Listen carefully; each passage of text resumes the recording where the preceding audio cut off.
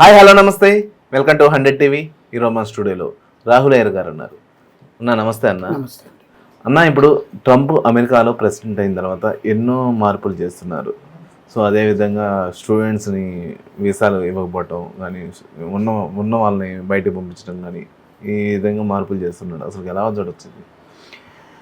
ముఖ్యంగా ఉన్న ఊరిని వదిలేసి ఏదో ఎక్కువ డబ్బులు సంపాదించేసుకోవాలి, ఆ డాలర్లలో ఏదో మైకం ఉంది, అమెరికాలో ఉంటే గ్రేట్ అనుకునే వాళ్ళకి ఈ వీడియో ఫస్ట్. ఉన్న ఊర్లో సంపాదించుకోలేమా? ఇప్పుడు ఇక్కడ $1 అంటే మన ఇండియన్ రూపీస్లో ఇప్పుడు 130 or 185 రూపీస్, 185 రూపాయలు పెట్టి నువ్వు అక్కడికి వెళ్ళి ఒక చాక్లెట్ కొంటావు. ₹1 చాక్లెట్ అంతేనా? అవును. $1 పెట్టి నువ్వు చాక్లెట్ కొనాలంటే $185 రూపాయలు ఇవ్వాలి నువ్వు. దీనికోసం సరే, ఎడ్యుకేషన్ ఈజ్ ఓన్లీ అమెరికాలోనే ఉంది. ఎడ్యుకేషన్ ఫారెన్కి వెళ్ళే చదువుకోవాలా? మన ఇండియాలో ఏ యూనివర్సిటీస్లో పనికిరావా? ఫారెన్కి వెళ్ళి వచ్చి చదువుకుంటేనే చదువా అది? అంటే దానికోసం లోన్ తీసుకోవాలి. సెటిల్ అవ్వడం ఇండియాలో లేదా అనేది నా క్వశ్చన్. అంటే పరంగా చూస్తే ఎక్కువ అమౌంట్ అక్కడ వస్తుందనే కదా ఎవరైనా కానీ. ఒక్క విషయం అదే చెప్తున్నా వెంకీ, ఇక్కడ నుంచి అక్కడికి వెళ్తే ఎక్కువ డబ్బు వస్తుంది, కరెక్ట్. కానీ ఇక్కడ నుంచి అక్కడికి వెళ్ళడానికి ఎంత డబ్బు అవుతుంది? బ్యాంకులో లోన్లు పెట్టుకుని డబ్బున్న వాళ్ళు అయితే ఓకే, ఇలా వెళ్ళి అలా వచ్చేస్తారు. కానీ చదువు అయిపోయాక, బీటెక్ అయిపోయాక, గ్రాడ్యుయేషన్ అయిపోయాక, పై చదువులు చదువుకోవడానికి నా ఫ్రెండ్స్ అమెరికాలో ఉన్నారు. వాడికి డబ్బు ఉంది కాబట్టి వాడు పోయాడు కదా, పులిని చూసి నక్కవాత పెట్టుకున్నట్టు వాడు పోయాడు కదా అని వీళ్ళు వెళ్ళి ఇంట్లో లోన్లు అప్లై చేసుకోవాలి, ఆ లోన్లు కట్టడానికి అక్కడ పాచి పనులు చేయాలి. ఇక్కడ చేయడానికి నామోషి, ఇక్కడ వాళ్ళ బాత్రూమ్ వాళ్ళు కడుక్కోవడానికి నామోషి, అక్కడికి వెళ్ళి వేరే వాళ్ళ బాత్రూమ్ కడుగుతారు. ఇక్కడ పెట్రోల్ బంక్ లో పనిచేయడానికి నామోషి, అక్కడికి వెళ్ళి పెట్రోల్ బంక్ లో పనిచేస్తారు. ఇక్కడ సూపర్ మార్కెట్ లో పనిచేస్తే అమ్మో నా ఫ్రెండ్స్ వచ్చి నేను రతనదీప్ లో పనిచేస్తున్నాను, నేను మోర్లో ఆడెవరు తెలియదు కాబట్టి అక్కడికి వెళ్ళి పనిచేస్తారు, చదువుకుంటారు, వ్యసనాలకి బాధ పడతారు, డౌన్ టౌన్ లో ఉంటారు. ఒకవేళ నీకు ఏదైనా జరిగినా, కాల్పులు జరిగినా నీ శవాన్ని చూసే దిక్కు కూడా ఉండరు. అలాంటి వాళ్ళలో మధ్య వెళ్ళారు. అది స్టూడెంట్స్. ఉద్యోగ సంబంధమైన వ్యక్తులు కంపెనీ తరఫున H1B వీసా, L1 వీసా దాని మధ్యలో అక్కడికి వెళ్ళి కొన్నేళ్లుగా అక్కడ ఉండి గ్రీన్ కార్డు సంపాదించుకొని పెళ్లి చేసుకొని అమెరికాకి వెళ్ళి సెటిల్ అయ్యే వాళ్ళు ఉంటారు. పెళ్లి చేసుకొని ఒకవేళ అమ్మాయి ఎక్కడికి వెళ్ళి అబ్బాయిని పెళ్లి చేసుకున్నా F1 వీసా మీదకి వెళ్ళాలి. అది అంటే సపోర్టివ్ వీసా. అంటే నువ్వు అక్కడికి వెళ్ళి పని చేయడానికి ఏముండదు, నువ్వు అక్కడికి వెళ్ళి నీకు మళ్ళీ అక్కడ పని చేయాలంటే దానికి అడ్డదారులుగా వెళ్ళి పని చేసుకోవాలి తప్ప లీగల్ గా పని చేసుకోవడానికి ఉండేది కాదు ఒకప్పుడు. L1 అంటే ఏంటి? ఇక్కడ కంపెనీ అక్కడ ఉంటే ఇదే కంపెనీ, ఫర్ ఎగ్జాంపుల్ ఇన్ఫోసిస్ ఉంది, ఇన్ఫోసిస్ అక్కడ US లో కూడా ఉంటే ఇక్కడ నుంచి ఆ ఇన్ఫోసిస్ లోనే వర్క్ చేయడానికి వెళ్తారు. దాన్ని L1 అంటారు. B1 B2 అంటే ఏంటంటే business come visiting visa. Visiting visa ఏంటి? అక్కడ నీకు ఒక పెళ్లికి వెళ్ళాలి, వాళ్ళు నీకు స్పాన్సర్ చేయాలి, లేదా అక్కడ ఒక ఈవెంట్కి వెళ్తున్నావు అక్కడ నువ్వు స్పాన్సర్ చేయాలి, లేదా నువ్వు అమెరికాని విజిట్ చేయడానికి వెళ్తున్నావు అంటే అక్కడ గవర్నమెంట్కి పిటిషన్ పెట్టుకోవాలి, I'm going to visit this places.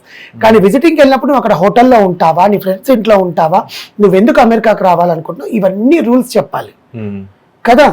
అదేమి మన ఇండియాకి రావాలి అంటే మనకు కూడా అన్ని రూల్స్ ఉంటాయి వాళ్ళకి, కానీ మనకు అంతే రూల్స్ ఉండవు, అన్ని కఠినమైన ఉండవు. Because we're heritage country. ఆ ఇండియన్ హెరిటేజ్ ని వీళ్ళు వేరే దేశాల్లో కూడా చూపించడానికి వస్తున్నారని మన వాళ్ళు విజిటింగ్ వీసాలు విచ్చలవిడిగా ఇచ్చేస్తారు. సో అక్కడ అలా ఉండదు. అగ్రరాజ్యం అనే పేరు ఉంది అమెరికాకి, అగ్రస్థానంలో ఉంది పాపులేషన్, ఐ మీన్ మనీ పరంగా, ఫినాన్షియల్ పరంగా. సో వీళ్ళు ఇప్పుడు ట్రంప్ వచ్చిన తర్వాత కొత్త రూల్ ఏం పెట్టాడంటే అక్రమంగా వలసదారులు వచ్చి ఇక్కడ సెటిల్ అవ్వడము, ప్లస్ వీసా గడువు ముగిసిపోయినా కూడా వెళ్లకుండా అక్కడే ఏదో ఒకటి వర్క్ చేసుకుంటూ డబ్బులు సంపాదించుకోవడము, ఇక్కడి నుంచి అక్కడికి, అక్కడి నుంచి ఇక్కడికి రవాణా సౌకర్యాల ద్వారా డబ్బు పంపిణీలు చేసుకునే అక్రమ రవాణాలు జరుపుతున్న వాళ్ళని ఇక మీదట ఉంచము అని చెప్పి స్టార్ట్ చేశారు. అసలు యాక్చువల్గా అమెరికాకి వెళ్ళాలంటే ఎంత కష్టం తెలుసా అండి? ఇక్కడ వీసా ఇంటర్వ్యూ క్లిక్ అయ్యాక నువ్వు ఆ దేశంలో అడుగు పెట్టంగానే 3 పరీక్షలు ఉంటాయి. ఒకటి మెడికల్ స్కానింగ్. మెడికల్ స్కానింగ్లో నీకు ఏమైనా అంటురోగాలు ఉన్నాయా, నీకు ఇంకేమైనా డిసీజెస్ ఉన్నాయి, దీర్ఘకాలిక రోగాలు ఉన్నాయా, నీకు దగ్గు ఉందా, తుమ్ము ఉందా, నువ్వు అక్కడి నుంచి ఏం అంటుకొస్తున్నావు, నీకు ఎయిడ్స్ ఉందా, నీకు టీబీ ఉందా, లేకపోతే నీకు STD సెక్షువల్ ట్రాన్స్మిటెడ్ డిసీజ్ ఏమైనా ఉన్నాయా, ఇలాంటివన్నీ చెక్ చేస్తారు. హెల్త్ పరంగా చెక్ చేశాక వాడికి అవన్నీ ఏమైనా ఒక్కటి ఉన్నా కూడా వాడు క్వారంటైన్కి వెళ్ళి అవన్నీ నయమయ్యాకే దేశంలో అడుగు పెట్టాలి, డైరెక్ట్గా ఇంటికి పంపించారు, వాడికి ఉండే ప్లేస్కి కూడా పంపించారు. Next second round immigration interview. Sir నువ్వు ఎందుకు వస్తున్నావు, నువ్వు ఎవరు కలవడానికి వస్తున్నావు, ఒకవేళ చదువుకుంటే నీ యూనివర్సిటీ స్లిప్లు ఏంటి, నీ ఫీజులు ఏంటి, నువ్వు ఎక్కడ ఉంటావు, వాళ్ళకి నీకు సంబంధం ఏంటి. నా ఫ్రెండ్ అంటే నీ ఎప్పటి ఫ్రెండ్, ఎన్ని రోజులుగా నీకు ఫ్రెండ్, నీ రిలేటివ్ అంటే ఏ తరఫున రిలేటివ్, ఇవన్నీ వాళ్ళకి చూపించాలి. అవన్నీ అట్లా కూడా నువ్వు ఏ కారణంగా అయినా ఏదైనా నువ్వు తప్పు అని తెలిస్తే, బికాస్ ఇంటెలిజెన్స్ అధికారులు కూడా ఉంటారు ఇమిగ్రేషన్ ఆఫీసర్స్తో పాటు, నీ పాస్పోర్ట్ని రద్దు చేసేస్తారు. నీ పాస్పోర్ట్ అసలు నువ్వు ఇంకా విమానం ఎక్కే అర్హతే ఉండదు నీకు. ఇండియాలో తిరుక్కోవాల్సిందే కానీ అసలు విదేశానికి వెళ్ళడానికి ఒకవేళ వెళ్ళాల్సి వచ్చినా నీకు అధికారుల అనుమతి రావాలి. మళ్ళీ నీకు అసలు పాస్పోర్ట్ని రావాలంటే దానికి ఎంత పెద్ద ప్రాసెస్ ఉంటుంది. ఇవన్నీ అవసరమా అండి? స్టూడెంట్లు అయితే ఏదో అమెరికా ఉంది, అమెరికా వెళ్తాను, మా అబ్బాయి అమెరికాలో ఉన్నాడండి, మా అమ్మాయి అమెరికాలో ఉంది, దీన్ని చెప్పుకోవడానికి ఇండియాలో, నువ్వు పుట్టింది ఇండియాలోనే, నువ్వు అమెరికాలో చదువుకున్నావా, నీ పేరెంట్స్ నేను అమెరికాకి పంపించారా? ఎవరో వెళ్తున్నారంటే వాళ్ళ డబ్బు ఉంది, వాళ్ళకి రాసి పెట్టుంది, అధికారం ఉంది, పోతారు. మన ఇండియాలో మంచి కాలేజీలు లేవా? మన దేశంలో నువ్వు పుట్టిన రాష్ట్రంలో లేవా? డబ్బు సంపాదించుకోవాలకి ఎన్ని మార్గాలు, నీకు టాలెంట్ ఉంటే అక్కడికే వెళ్ళి సంపాదించుకోవాల్సిన పని ఏంటి? అక్కడ ₹1 ఎక్కువ వస్తుంది కాబట్టి నువ్వు అక్కడికి వెళ్తున్నావు. ఇండియన్ కరెన్సీలో ఒక ₹185 ఎక్కుతుంటే నీకు $10 వస్తే $1850, $100 వస్తే $18,500. సో నీకు ఇక్కడ ₹100 సమానము, అక్కడ నీకు 18,500 వస్తుంది కాబట్టి నువ్వు ఆశపడిపోతున్నావు. దానివల్ల నీకు ఎంత నష్టం జరుగుతుంది? ఇక్కడ పేరెంట్స్ని చూసుకోలేక వీడియో కాల్లో మాట్లాడుకుంటూ వీళ్ళు ఇక్కడ మురిసిపోతుంటారు, మా అబ్బాయి అమెరికా నుంచి ఫోన్ చేశాడు, మా అమ్మాయి ఈ టైంకి ఫోన్ చేస్తుంది అని. కానీ అక్కడ నువ్వు ఇప్పుడు పడే ఇబ్బందులు, ఒకవేళ ట్రంప్ పంపించేశాడంటే అక్కడ నీకు డాలర్లు అలవాటు అయిపోయి ఉంటుంది నీ జీవితం అంతా. ఇక్కడికి వచ్చి మళ్ళీ నువ్వు బతకగలవా? స్వేచ్ఛగా నువ్వు ఉండగలవా? అమెరికాలో అనుభవించిన లగ్జరీస్ లైఫ్ నీకు ఇక్కడ ఉంటుందా? వాడు అది లగ్జరీ అనుకుంటాడు కానీ అసలు లగ్జరీ కాదు, అది అక్కడ చాకరీ. ఇప్పుడు గ్రీన్ కార్డు కోసం పిల్లల్ని కంటున్నారు అక్కడ. ఐ మీన్ గ్రీన్ కార్డు, పిల్లలు అక్కడ పుడితే గ్రీన్ కార్డు వస్తుంది, తర్వాత పేరెంట్స్ కూడా అక్కడే ఉండిపోవచ్చు అని. ఇప్పుడు ఆ ప్రాసెస్ ని ట్రంప్ వచ్చి మార్చేసాడు. అంటే పిల్లలు పుట్టినా కానీ గ్రీన్ కార్డు అనేది ఇవ్వము అనేది అని అంటున్నారు. అది ఎంతవరకు? పిల్లలు పుట్టినా కానీ గ్రీన్ కార్డు ఇప్పుడు ఇవ్వము. ఒకప్పుడు ఏంటంటే ఈయన జీవో మీద సైన్ చేసింది ఏంటంటే, ఎందుకంటే పౌరసత్వం అనేది అంత ఈజీగా వచ్చేస్తే ఎందుకు? ఇప్పుడు ఇంకొకటి కూడా తెలుసా అండి, అక్కడ 2 ఉన్నారు వెళ్ళి పౌరసత్వం కోసమే కావాలని ప్రెగ్నెన్సీ తెచ్చుకొని పిల్లలు కన్నాక నేషనల్ సిటిజన్షిప్ వచ్చేస్తుంది. వచ్చేసాక డైవర్స్ అంటారు. పిల్లడు ఎవరి దగ్గరైనా ఉండొచ్చు, లేకపోతే పిల్లల్ని తీసుకుని వెళ్ళి హోమ్ ఏజ్ లో పడేస్తారు, మాకు సంబంధం లేదు అని. వాళ్ళ స్వలాభం కోసం వాడుకుంటూ మంచి పని చేశాడు ట్రంప్ నిజంగా చెప్పాలంటే. నీ దేశంలో కనవయ్యా, నీ దేశంలో కను, ఇక్కడ ఎందుకు కండం? ఇక్కడ కన్నా మేము ఇవ్వం, దానికంటే కొన్ని రూల్స్ ఉన్నాయి. నువ్వు వచ్చి అక్రమంగా మా దేశంలో పడి తింటున్నావు, మేము నీ చాకరీ చేయించుకుంటాం, మళ్ళీ నీ పిల్లలకు నేను పౌరసత్వం ఇవ్వాలని వాడు. కరెక్టే కదా? నువ్వు మన దేశం వదిలేసి అక్కడికి వెళ్ళి చాకరీ చేస్తున్నావు వాడికి డబ్బు కోసం.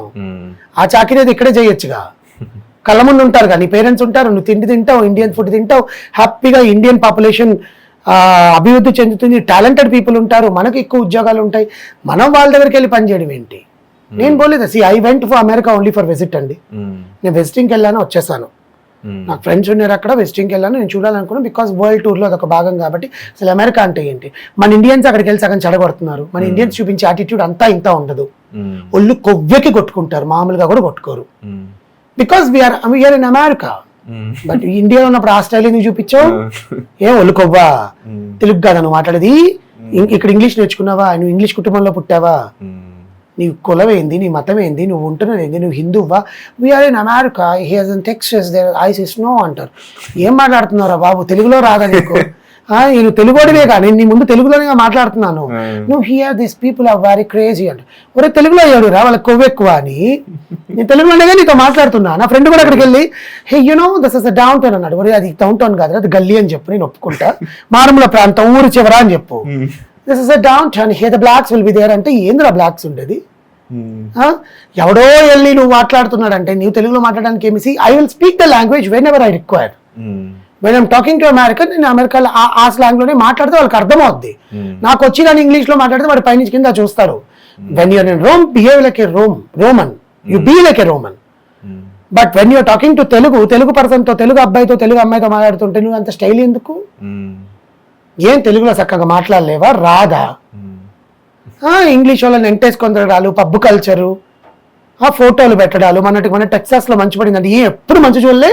హిమాలయాలకు వెళ్తే దొరుకుతుంది, కాశ్మీర్కి వెళ్తే చూస్తావు, మనాలికి వస్తే చూడరా, ఇండియాకి వస్తే నీకు తెలుస్తుంది టెక్సస్ లో మంచు పడిందా అని. నువ్వు ఆడ కూర్చొని మంచు బొమ్మల మీద బిర్యానీలు వండుకోవడాలు కాదు, ఇండియాకి కూడా వచ్చి మన కాశ్మీర్ అందాలని వాళ్ళకి చూపిస్తే ఇదిరా ఇండియా అంటే అర్థమవుద్ది. మా టెక్సస్ లో ఫస్ట్ టైం మంచు పడింది, మా హస్బెండ్ బిర్యానీ వండుతున్నారని ఒక వీడియో చేసింది. ఏం చూపించుకోవడానికి అమ్మా వీడియో? మా ఇంట్లో మేము అమెరికాలో ఉంటామండి, మా వంటలు మేమే వండుకుంటామండి. మా ఇంట్లో వంటలు వండుకోక ఇంకొని పెట్టుకుంటాం, ఎందుకంటే డబ్బులు ఖర్చు. డబ్బులు సంపాదించుకోవడానికి వెళ్ళావు, ఇలాంటి హెచ్చులు చూపించడం వల్లే వాడికి మండి పంపిస్తున్నాడు. నిజం అది. నువ్వు వాడికి వచ్చింది పని చేసుకోవడానికి, నువ్వు అక్కడ ఆక్రమించుకోవడానికి వచ్చినట్టుగా బిహేవ్ చేస్తే వాడు పంపిస్తాడు. మన ఇండియాలో అట్లా కాదు. ఇండియన్స్ మీద రూత్లెస్ గా ఉంటున్నాడు ట్రంప్. రూత్లెస్ గా ఏం లేదండి, ఆయన పరిపాలన అంతే. ఆయన ఎవరు? He's an American, Born American, American president. American president అయినప్పుడు వాళ్ళకి అనుగుణంగా ఉంటాడా, మన దేశానికి అనుగుణంగా ఉంటాడా? అర్థమైందా లేదా అండి? ఇప్పుడు మన ప్రెసిడెంట్ ఉన్నారు ముర్ము గారు, వాళ్ళ దేశానికి వెళ్ళి వాళ్ళల్లో వచ్చిన వాళ్ళని మనకు నెత్తిన పెట్టుకుంటామా? మనం ఎంతవరకు ఉంచాలి అంతవరకే దాన్ని ఉంచుతాము. మనం ఇంకా మనకు పొరుగింటి పుల్లకూర ఇష్టం లేండి, మన వాళ్ళకి ఏం చెయ్యం, వాళ్ళకే చేస్తాం అనుకోండి. వాడు అట్లా కాదురా, ముందు నా ఇల్లే చక్క పెట్టుకుంటే తర్వాత మీకు ఇస్తాను అంటున్నాడు. తప్పే లేదు, నేను ట్రంప్ కే సపోర్ట్ చేస్తా. బికాస్ మనం చేసే ఏదో కార్యం వల్ల, మనం చేసే ఏదో పనుల వల్లనే, మనం అంటే అందరూ కాదు, there are certain people who behave. అందుకే ఇది నోరు మూసుకొని రావాలి ఇండియాకి, అప్పుడు తెలుస్తుంది అరే మన దేశం వదిలి ఎందుకు పోయామా అని. ఎంతమంది చనిపోవట్లేదు వెంకీ, ఎంతమంది చనిపోయారు. కనీసం శవాన్ని తెప్పించుకోవడానికి కూడా మనకు 5 రోజులు టైం పట్టింది. కొట్టుకొని చచ్చిపోయినారు పేరెంట్స్. ఇక్కడ ఏమైనా జరిగినా, ఇక్కడ ఏమైనా చూసినా మన వాళ్ళు అనే వాళ్ళు ఉంటారు, అయ్యో నా మమకారం ఉంటుంది. అక్కడ ఏమీ ఉండదు, రోడ్డు మీద వాడు వచ్చి తీసుకోపోయిన దాకా అట్లే జీవోత్సవంలా పడిపోయి ఉంటారు, చచ్చిపోయి. మన ఆత్మ కూడా ఘోషిస్తుంది అలాంటి వాటి కోసం ఎందుకు పోతున్నారు అమెరికా అని చెప్పి. And people give more interest to America. Visa interview click అయిందంటే పార్టీ, అసలు ధూమ్ ధామ్ పార్టీలు. అదే ఒక ఇక్కడ జాబ్ వచ్చిందని ఏముండదు, అమెరికా వీసా ఇంటర్వ్యూ నేను క్రాక్ చేశా అంతెందుకు. I never encourage people going to America. అంటే నీ ఇష్టం, నువ్వు జాబ్ అంటాను, కానీ నేను సలహా ఇవ్వను, సపోర్ట్ చేయను. నువ్వు వెళ్ళావా గుడ్, వీడియో కాల్ చేసావా గుడ్, అంతే. నువ్వు ఎంజాయ్ చేస్తున్నావు గుడ్, అంతే. నేను ఎప్పుడు సపోర్ట్ ఇవ్వనండి. కానీ ట్రంప్ చేసేది అరాచకాలు అయితే కాదు, this is for sure. Okay అన్న, థ్యాంక్ యూ.